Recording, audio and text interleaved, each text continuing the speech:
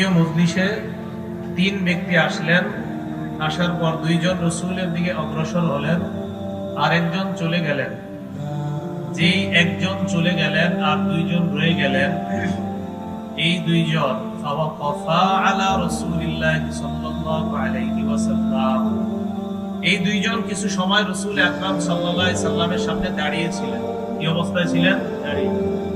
ফাম্মা আহাদুহুমা রাআ ফুরজাতান feel হাক্কা ফাজালাসা ফিহা, দুইজনের মধ্যে একজনে দেখলেন মজলিসের মাঝে ফাঁকা জায়গা আছে, সেখানে গিয়ে বসে গেছে। কি জায়গা বলেন সবাই? কি জায়গা? ফাঁকা জায়গায় কি করছে? সব উনি বসে গেছে। ওয়া আম্মা আখার, আরেকজন উনি চিন্তা করলেন কি করি না করি। উনি লজ্জায় যে ধর্মীয় মজলিস থেকে দূরে চলে যাওয়াটা অলজ্জা। ফাজালাসা খালফাহু, উনি মজলিসের পিছনে জায়গা পাইছে, সেখানে বসে গেছে। ওয়া আম্মা সালিস ফাস্তাহিয়া মিনাল্লাহ, আর তৃতীয় ব্যক্তি ফাআরাদা আনহু, ওই ব্যক্তি ফাআরাদা আনিল মাজলিস, সে মজলিস থেকে মুখ ফিরায়া দ্বীনি মজলিসকে অবজ্ঞা করে চলে গেছে। যে আচ্ছা এখানে বসলে কি হবে, না বসলে কি হবে, এই অবজ্ঞা করে চলে গেছে। রাসূল আকরাম সাল্লাল্লাহু আলাইহি সাল্লাম মজলিস শেষ করার পর বললেন, আলা উসবিরুকুম আনিন নাফারিস সালাসা, ওই তিন ব্যক্তির ব্যাপারে কি আমি বলবো না যে তিন ব্যক্তি মজলিসে এসেছে? দুইজন আমার সামনে আয়েশা দাঁড়িয়ে ছিল, এর মধ্যে একজন মজলিসের মাঝে ফাঁকা জায়গা দেখে বসে গিয়েছে। আল্লাহ তাকে মাফ করেছে। আল্লাহ কি করছে? এখন তো ফাঁকা জায়গা আছে কিনা? যদি মনে চায় আপনারে মাফ করুক আল্লাহ, তো বসে ফাঁকা জায়গায়। আর যদি মনে করেন না মাফ দরকার নাই, তাহলে অমনি থাকেন। মাফ দরকার আছে, আসেন ওই যে ফাঁকা জায়গাগুলোতে আসেন, মেহেরবানি করে। হুজুর চলে আসবে এখনই, এই জন্য আমরা সবাই নষ্ট করবো না। যদি কিছু সময় কথা শুনতে চান, ফাঁকা জায়গাগুলোতে আসেন। এই হলো ফাঁকা জায়গায় যদি কেউ মজলিসের মধ্যে জায়গা দেখে বসে যায়, আল্লাহ তাকে মাফ করে দেয়। দ্বিতীয় ব্যক্তি মজলিসের পিছনে বসছে, কেন? এই ব্যক্তি লজ্জা পাইছে যে দ্বীনি ইলম থেকে দূরে যাওয়াটা এটা একটা লজ্জার বিষয়। আল্লাহ তার ব্যাপারে লজ্জা পেয়েছে। মানে আল্লাহ লজ্জা পাওয়ার অর্থ হলো যে এই ব্যক্তিকে গুনাহ কিভাবে দেয়, তাকেও আল্লাহ, পিছনে যে বসে যায় তাকেও আল্লাহ, ওই ব্যক্তির আমলনামায় গুনাহ থাকবে না, তাকেও আল্লাহ মাফ করবে। আর তৃতীয় আরেকজন আধুর এই মজলিসে বসবো না, ভালো লাগে না, এই অবজ্ঞা করে যদি চলে যায়, রাসূল বলেন ফাআরাদা আনিল মাজলিস ফাআরাদাল্লাহু আন, মজলিস থেকে যে মুখ ফিরায়া অবজ্ঞা করে চলে যায়, আল্লাহ তার থেকে মুখ ফিরিয়ে নেয়। নাউজুবিল্লাহ। আল্লাহ আমাদের সকলকে মাগফুর বান্দাদের, ক্ষমাপ্রাপ্ত বান্দাদের অন্তর্ভুক্ত হওয়ার তৌফিক দান করেন। আজকে আপনাদের এলাকার যে মাহফিলটা, এই বছর এই মাহফিলটা আবার এক বছর পরে হতে পারে, ঠিক না? মাহফিল তো ডেইলি হবে না, মাঝে মাঝে হবে। আর মাঝে মাঝে হওয়াটাই ভালো। সময়ের প্রতি লক্ষ্য রেখে মানুষকে নসিহত করা, এটাই শরীয়তের কাজ। দলিল সহিহ বুখারীর হাদিস নাম্বার 68 নাম্বার হাদিস। কানা ইবনে মাসউদ রাদিয়াল্লাহু তাআলা আনহু, আব্দুল্লাহ ইবনে মাসউদ রাদিয়াল্লাহু তাআলা আনহু বর্ণনা, তিনি বলেন, কানা নবী সাল্লাল্লাহু আলাইহি ওয়াসাল্লাম ইয়াতাখাওয়ালুনা বিল মাউইযাতি ফিল আইয়াম। আব্দুল্লাহ ইবনে মাসউদ বলেন, নবীজি সাল্লাল্লাহু আলাইহি সাল্লাম সময়ের প্রতি লক্ষ্য রেখে, আমাদের প্রতি লক্ষ্য রেখে, নবীজি সাল্লাল্লাহু আলাইহি সাল্লাম নির্দিষ্ট সময়ে আমাদেরকে ওয়াজ নসিহত করতেন। তা আপনাদের এই ওয়াজ নসিহত তো 24 ঘন্টা হয় না, নির্দিষ্ট সময়ে। কেন? মাখাফাতাস সাআবাতি আলাইনা, আমরা যেন বিরক্ত না হয়ে যাই। প্রত্যেকদিন এখানে মাহফিল হলে আপনারা বিরক্ত হয়ে যাবেন, এই জন্য নির্দিষ্ট সময়ে ওয়াজ মাহফিল করা, এটাই সুন্নাত। আরেকটা হাদিস শোনেন, সহিহ বুখারীর 70 নাম্বার হাদিস। এই হাদিসের বর্ণনাকারী আবু ওয়াইল রাদিয়াল্লাহু তাআলা আনহু, তিনি বলেন, কানা আব্দুল্লাহ ইবনে মাসউদ রাদিয়াল্লাহু তাআলা আনহু ইউযাক্কিরুনা ফি কুল্লি খামিস। আজকে কি বার? আবু ওয়াইল বলেন, আব্দুল্লাহ ইবনে মাসউদ রাদিয়াল্লাহু তাআলা আনহু প্রত্যেক বৃহস্পতিবারে আমাদেরকে ওয়াজ করতেন। ঘটনা চক্রে আজকেও বৃহস্পতিবার, সুবহানাল্লাহ, আমাদেরকে প্রত্যেক বৃহস্পতিবারে ওয়াজ করতেন। আর আজকে ঘটনা চক্রে বৃহস্পতিবার, কিবার? আপনাদের মাঝে অনেকে মাঝে মাঝে ওয়াজ শোনার পরে বলেন, হুজুর আরেকটু যদি করতেন। এটা ঠিক না। কেন ঠিক না? দলিল নেন। জনগণ আব্দুল্লাহ ইবনে মাসউদকে বলে, ও আব্দুল্লাহ ইবনে মাসউদ, লাওয়াদিতু আন্নাকা যাক্কারতানা কুল্লা ইয়াউম, আমাদের মন চায় আপনি যদি আমাদেরকে ডেইলি ওয়াজ করতেন। হুজুর আপনি যদি আমাদেরকে ডেইলি ওয়াজ করতেন, এটা আমার মন চায়। আব্দুল্লাহ ইবনে মাসউদ জবাব দেয়, ইন্নাহু ইয়ামনাউনি মিন যালিকা আন্নী আকরাহু আন উদিল্লাকুম, আমি তোমাদেরকে বিরক্ত করাটা অপছন্দ করি। হাদিস দ্বারা বোঝা যায় প্রতিনিয়ত একই কর্ম বারবার করা এটা মানুষের বিরক্তি হওয়ার কারণ। এটা বিরক্তি হওয়ার কারণ।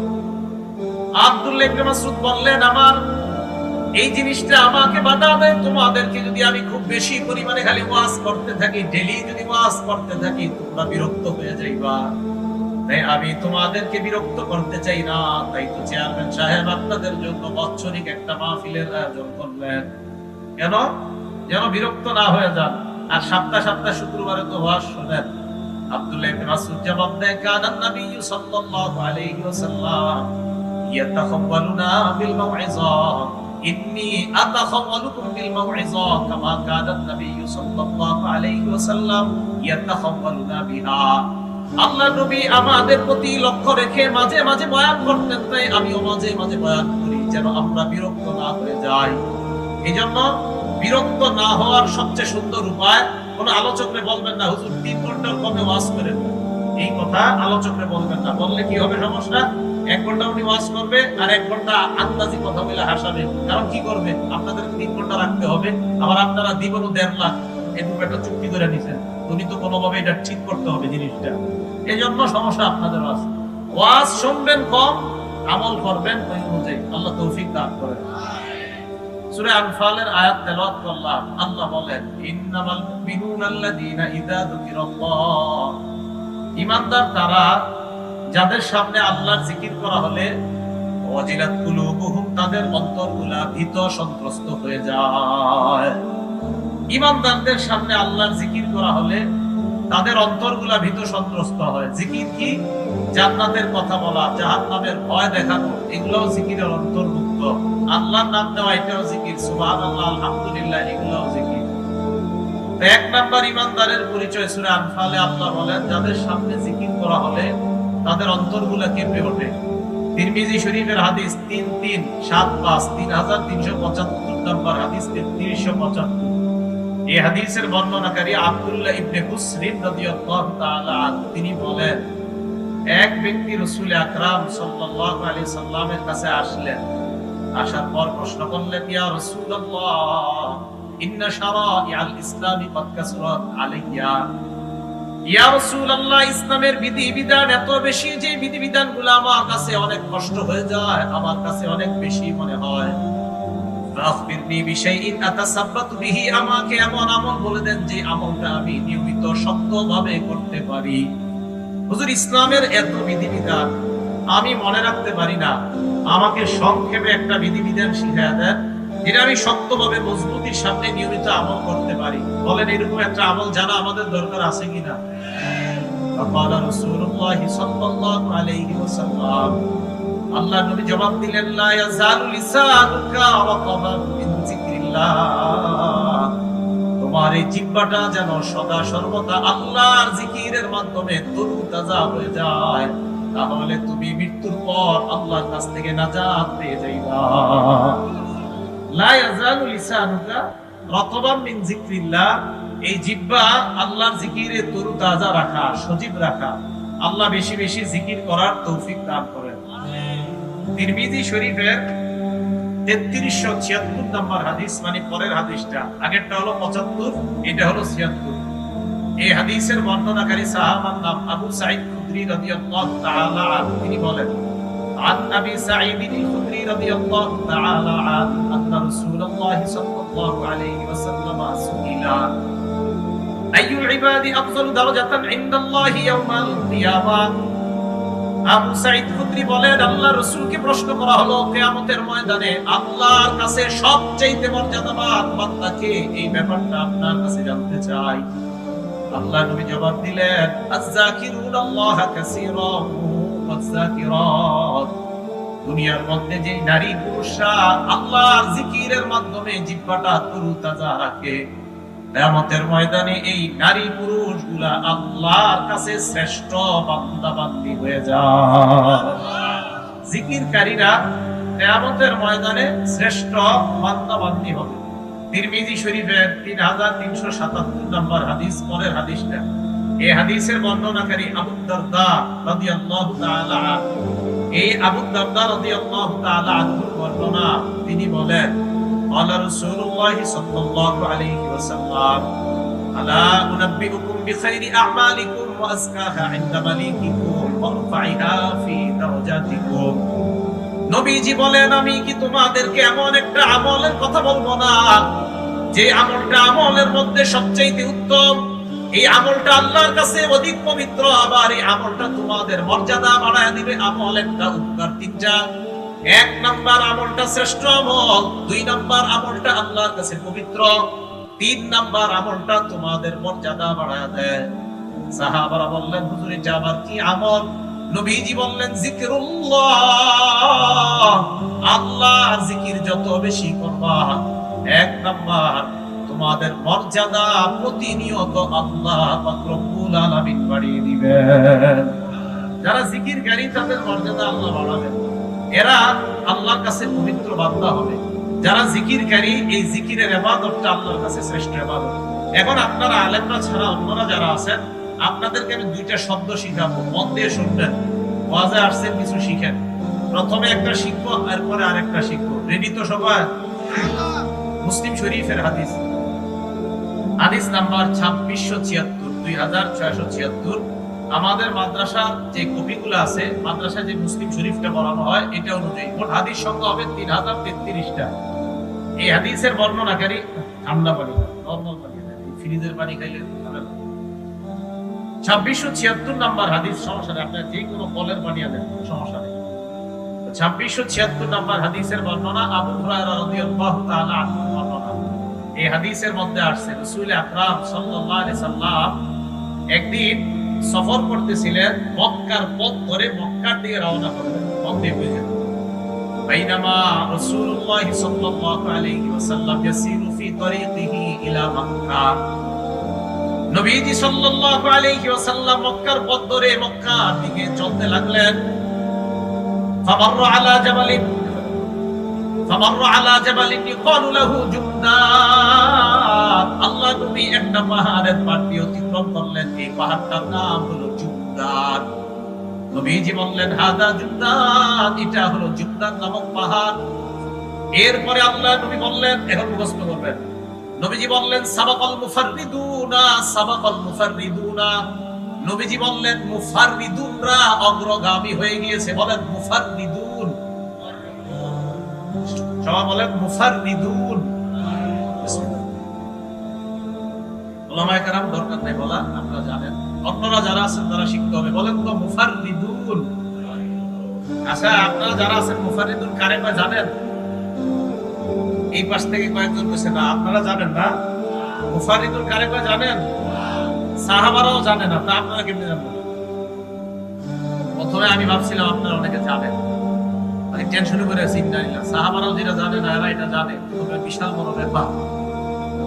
সাহাবারা প্রশ্ন করলেন, ওয়াল মুফাররিদুন ইয়া রাসূলুল্লাহ, মুফাররিদুন আবার কি জিনিস আল্লাহ নবী আপনার কাছে জানতে চাই। নবীজি জবাব দিলেন, আয-যাকিরুনাল্লাহ কাসীরান ওয়াজ-যাকিরাত, দুনিয়ার মধ্যে যারা বেশি বেশি আল্লাহর জিকির করে, এই মানুষগুলা মুফাররিদুন, কিয়ামতের ময়দানে অগ্রগামী হয়ে আল্লাহর জান্নাতের দিকে তারা রওনা করবে। তাহলে এদেরকে কি বলা হয়? মুফাররিদুন। এবার আরেকটা শিখবেন, বলেন মুফরিদুন। আগেরটা কি ছিল আর এখন একটা মুফরিদুন। তিরমিজি শরীফ হাদিস নাম্বার 3596 নাম্বার হাদিস। এই হাদিসের মধ্যে আসছে, আলা রাসূলুল্লাহ সাল্লাল্লাহু আলাইহি ওয়াসাল্লাম, আল্লাহ নবী বলেন, সাবাকাল মুফরিদুনা, হালকা পাতলা মানুষগুলা অগ্রগামী হয়ে গিয়েছে, হালকা পাতলা মানুষগুলা অগ্রগামী হয়ে গিয়েছে। সুসংবাদ, আপনারা যারা চিকুন মানুষ, আপনারা অগ্রগামী। কি বলেন? আপনারা হালকা পাতলা যারা চিকুন, অগ্রগামী না? অগ্রগামী। যেহেতু জি বলছেন, আল্লাহ সবাইরে জান্নাতের দিকে অগ্রগামী হওয়ার তৌফিক দান করুন। আমিন। সাহাবারা প্রশ্ন করলেন, ওয়াল মুফরিদুনা ইয়া রাসূলুল্লাহ, হালকা পাতলারা অগ্রগামী বুঝতে পারলাম, তবে আপনি হালকা পাতলা দ্বারা কি বুঝাইছেন আমাদেরকে বুঝিয়ে দেন। নবীজি বললেন, আল মুস্তাহতারুনা বিযিকরিল্লাহ ইয়াদাউ যিকরু আনহুম আসqালাহু। আল্লাহ নবী বলেন, যারা জিকিরের মধ্যে থাকতে থাকতে জিকিরের কারণে তাদের পাপের বোঝাগুলো হালকা হয়ে যায়, পাপের বোঝা থেকে হালকা হয় যারা, এদেরকে বলা হয় মুফরিদুন। নবীজি বলেন, ফায়াতুনা ইয়াউমাল কিয়ামাতি খিফাফা, কিয়ামতের ময়দানে এই মানুষগুলা হালকা, মানে পাপের বোঝা থেকে হালকা অবস্থায় আল্লাহর দরবারে উপস্থিত হবে। তাহলে মুফরিদুন মানে হলো পাপের বোঝা থেকে হালকা। এই হালকা হয়ে জিকিরকারী বান্দা বান্দীরা কিয়ামতের ময়দানে আল্লাহর দরবারে উপস্থিত হবে। আবু দাউদ শরীফ হাদিস নাম্বার 3667 নাম্বার হাদিস। এই হাদিসের বর্ণনাকারী আনাস রাদিয়াল্লাহু তাআলা আনহু, তিনি বলেন, আন আনাস ইবনে মালিক রাদিয়াল্লাহু তাআলা আনহু قال قال رسول الله صلى الله عليه وسلم لأن أقعد مع قوم يذكرون الله من صلاة الفجر إلى أن تطلع الشمس أحب إلي من أن أعتق أربعة من ولد إسماعيل। নবীজি বলেন, ফজরের নামাজের পর থেকে সূর্য ওঠার আগ পর্যন্ত জিকিরকারী বান্দাদের সাথে বসে থাকা, ইসমাইলি বংশের 4টা গোলাম আযাদ করার চাইতেও জিকিরকারীদের সাথে বসে থাকা আমি নবীর কাছে বেশি প্রিয় হয়ে যায়। জিকিরকারীদের সাথে ফজর থেকে সূর্য ওঠা পর্যন্ত বসে থাকা ইসমাইলি বংশের 4টা গোলাম আযাদ করার চাইতে আমি নবীর কাছে বেশি প্রিয়। ওয়ালা আতআকুদামা কওমিন ইয়াযকুরুনাল্লাহ মিন সালাতিল আসরি ইলা আন তাকুবা শামস, আসরের নামাজের পর থেকে সূর্য ডুবার আগ পর্যন্ত জিকিরকারীদের সাথে বসে থাকা আহাব্বু ইলাইয়া মিন আন উতিকা আরবা'a, 4টা গোলাম আযাদ করার চাইতে আসর থেকে মাগরিবের আগ পর্যন্ত জিকিরকারীদের সাথে বসে থাকা আমি নবীর কাছে বেশি প্রিয় হয়ে যায়। এইজন্য জিকিরকারীদের সাথে বসা, জিকির করা, জিকির শোনা, এটা সৌভাগ্যের ব্যাপার, এটা ঈমানের পরিচয়। তাই আল্লাহ বললেন, ইন্নামাল মুমিনুনা আল্লাযীনা ইযা যুকিরাল্লাহু ওয়াজিলাত কুলুবুহুম, ঈমানদার তারা যাদের সামনে আল্লাহর নাম নেওয়া হলে, আল্লাহর জিকির করা হলে তাদের অন্তরগুলো ভীত সন্ত্রস্ত হয়ে যায়। আল্লাহ আমাদেরকে বেশি বেশি জিকিরের মজলিসে বসার তৌফিক দান করেন। সহিহ বুখারী হাদিস নাম্বার 6408 নাম্বার হাদিস। আল্লাহুম্মা লাকাল হামদু ওয়া লাকাশ শুকর। সহিহ বুখারী 6408 নাম্বার হাদিসের বর্ণনা। এই হাদিসের মধ্যে আসছে, রাসূল আকরাম সাল্লাল্লাহু আলাইহি সাল্লাম বলেন, ইন্না লিল্লাহি মালাইকাতান ইয়াতুফুনা ফিত তুরুকি ইয়ালতামিসুনা আহলা যিকরি। আল্লাহর কিছু মনোনীত ফেরেশতা আছে, এই ফেরেশতাদের কাজ হলো আপনাদের রাস্তাগুলো আছে না ছোট ছোট, এই রাস্তাগুলোতে তারা তওয়াফ করতে থাকে, আর জিকিরের মজলিস আছে কোথায় এদেরকে তারা তালাশ করতে থাকে। ফাইদা ওয়াজাদু কওমান ইয়াযকুরুনাল্লাহ তানাদাউ হালুমু ইলা হাজাতিকুম। আপনাদের এই মাদ্রাসার ময়দানের পাশে যে রাস্তা, আশরাফপুর কৃষ্ণনগরের রাস্তা, এই রাস্তা দিয়ে একদল ফেরেশতা হাঁটতেছিল, তওয়াফ করতেছিল। এই ফেরেশতারা আপনাদের মতো একদল জিকিরকারী মজলিস পাওয়ার পর অন্য রাস্তার ফেরেশতাদেরকে ডাক দেয়। ডাক দেওয়ার পর কয়, তানাদাউ হালুমু ইলা হাজাতিকুম, আসো তোমরা আমরা যেই দলটাকে তালাশ করতেছিলাম সিরাজুল উলুম হাফিজিয়া ইসলামিয়া হাফিজিয়া মাদ্রাসার প্রাঙ্গণে ওই জিকিরকারী মজলিসটাকে আমরা পেয়ে গেলাম। অন্যান্য রাস্তার ফেরেশতারা এই রাস্তার ফেরেশতাদের সাথে একত্রিত হয়, ফায়াহুফুনাহুম বিআজনিহাতিহিম ইলাস সামাঈদ দুনিয়া। এই ফেরেশতারা পুরো মজলিসটাকে বেষ্টন করে একজনের কাঁধের উপর আরেকজন, এইভাবে ফেরেশতাদের গোল আকৃতির একটা সারি আল্লাহর আসমান পর্যন্ত পৌঁছে যায়। ফায়াসআলুহুম রাব্বুহুম ওয়া হুয়া আ'লামু বিহিম, আল্লাহ আমাদের ব্যাপারে জানে, আর পরেও প্রশ্ন করে, মাযা ইয়াকুলু ইবাদি, আমার বান্দারা কি বলে? ফেরেশতারা বলে, ইউসাব্বিহুনাকা ওয়া ইউমাজ্জিদুনাকা ওয়া ইউকাব্বিরুনাকা ওয়া ইয়াহমাদুনাক, তারা মাঝে মাঝে সুবহানাল্লাহ বলে। বলেননি? মাঝে মাঝে আলহামদুলিল্লাহ বলে, বলেন না, মাঝে মাঝে আল্লাহু আকবার বলে, মাঝে মাঝে আপনার প্রশংসা করে। আল্লাহ বলেন হাল রাউনি, আমার বান্দারা আমাকে দেখছে না, মাবুদ দেখে নাই। আল্লাহ বলেন কাইফা লাউ রাউনি, যদি দেখতো তাহলে কি করতো?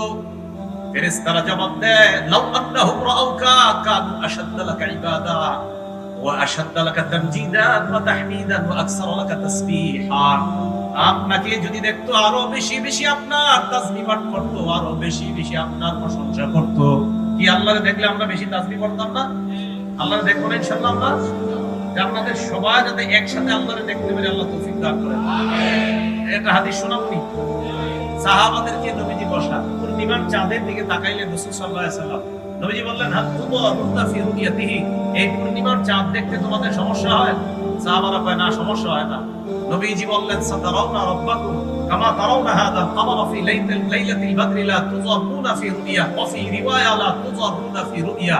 এই চাঁদ দেখতে যেমন সমস্যা হয় না, জান্নাতে সরাসরি আল্লাহকে দেখতে সমস্যা হবে। ফেরেশতাদেরকে আল্লাহ বলে আমারে দেখলে কি করতে হবে? আরো বেশি বেশি আপনার প্রশংসা করতে। এবার আল্লাহ বলে মাযা ইয়াসআলুনানি, তারা আমার কাছে কি চায়? আপনারা আমার সাথে বলেন হে আল্লাহ, আমরা আপনার কাছে জান্নাত চাই। ফেরেশতারা বলে ইয়াসআলুনাকাল জান্নাহ, আল্লাহ তারা আপনার কাছে জান্নাত চায়। জান্নাত চাইতো। এবার আল্লাহ বলেন কাইফা লাউ রাউহা, তারা জান্নাত রব্বি জিদনি